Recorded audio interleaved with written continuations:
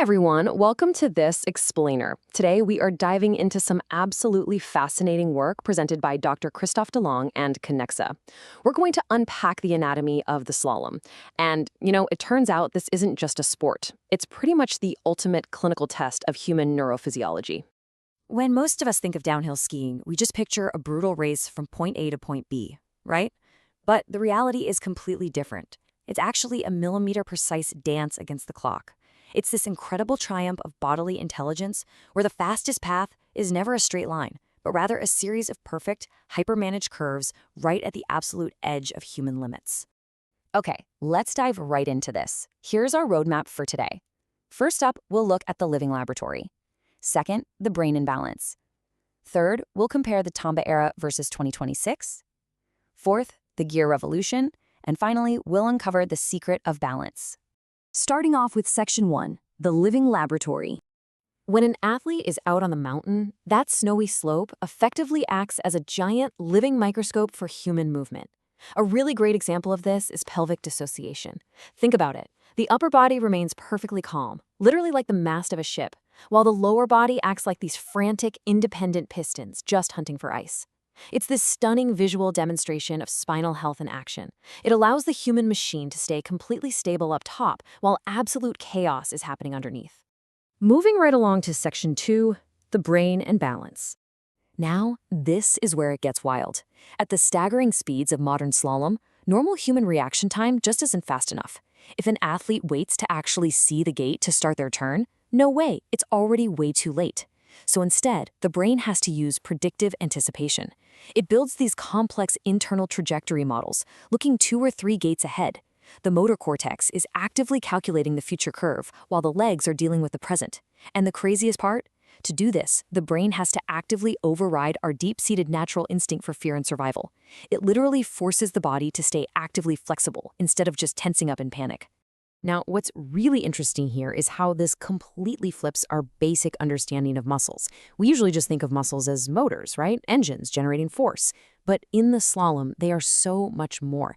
They act as vital brakes that absorb these incredibly violent eccentric forces from the turns. And even more amazing, they act as ultra-sensitive sensors. The tiny muscles in the feet and ankles are firing thousands of pieces of information to the brain every single second. They're basically acting as organs of perception.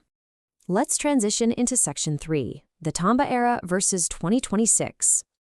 If you look back at the 1990s, the era of Alberto Tomba La Bamba, it was all about brute force. It was massive eccentric compression and heavy, heavy impacts. He basically used sheer weight and strength to crush the track. But contrast that with the athletes we'll see a Milano Cortina in 2026. They don't fight the mountain anymore. They use it. We've entered the reign of elasticity, kinetic energy management, and extreme high-speed fluidity. The sport has evolved from brutal, heavy impacts to an ultra-fast, sweeping glide. And this brilliantly illustrates the massive neurological shift that had to accompany that change. Winning used to require an explosive, massive recruitment of fast-twitch muscle fibers, just a pure brute burst of energy. But today, it is all about extreme proprioceptive precision. The modern skier is tuned like a piano wire, making constant, microscopic adjustments in mere milliseconds. You can actually physically see this evolution in the snow itself. The old style of brute power dug this biting trench into the ice. It essentially bled the snow. But the modern curve, it's completely different.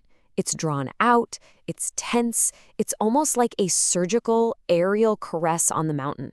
The athlete isn't just surviving the speed anymore. They are conducting it, practically drawing with ink on the slope.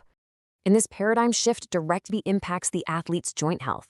We went from demanding that joints withstand these superhuman crushing loads, which, as you can imagine, was incredibly traumatic on the body, to prioritizing movement economy. Modern biomechanics intelligently distribute the forces to protect the cartilage. Sheer brute force has literally been replaced by flexible adaptability. Which brings us to Section 4, the gear revolution. So, what caused this massive human evolution to happen in the first place? Well, it boils down to 2 incredible inventions: parabolic skis and rigid carbon boots. Old, straight skis required a Herculean effort from the athlete just to bend and slide. You literally had to be the engine. But modern parabolic skis have a specific shape that naturally wants to turn the second you tilt them. So the skier is no longer the engine pushing against the snow. They've become a tightrope walker, constantly resisting colossal centrifugal forces that are actively trying to throw them out of the curve.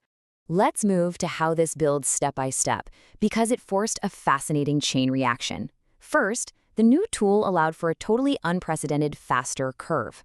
Second, to actually survive those extreme new G-forces without breaking apart, the human body had to adapt. It had to become incredibly flexible and develop deep stabilizing muscles. And finally, joint health and preservation became the absolute priority, just to endure the equipment. Technology effectively forced humans to become artists of precision. All right, moving to our final section, the secret of balance. Let's zoom out like a telescope here, because what we've learned reveals a much broader truth about human movement. We almost always assume that balance means standing perfectly still. But in high-level biomechanics, balance is actually the management of a continuous fall. Champions don't perfectly hold their balance. They're actually in a permanent state of imbalance, but they just know how to delay, direct, and manage that continuous fall infinitely better than anyone else. This dynamic active balance actually relies on three surprising pillars. First, you have proprioception in the ankles, which provides those high-frequency micro-adjustments we talked about earlier. Then there's the vestibular system, which basically trains the brain not to panic when the body's leaning at extreme angles at 100 kilometers an hour.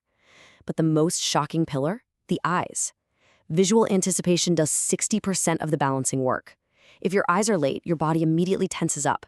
But if you look ahead and project your vision, your body naturally organizes itself and saves you. So the crucial point here is this profound distinction. A good athlete is strong, stable, and fast. And hey, that's great. That strength allows you to exist on the track. But a truly excellent athlete, the kind that makes history, they're adaptable. They replace rigid stability with fluid adaptability and sheer muscle mass with a perfectly organized nervous system. Because at the end of the day, fluid adaptability is what allows you to truly excel. Which leaves us with this incredibly provocative final thought from Dr. Delong.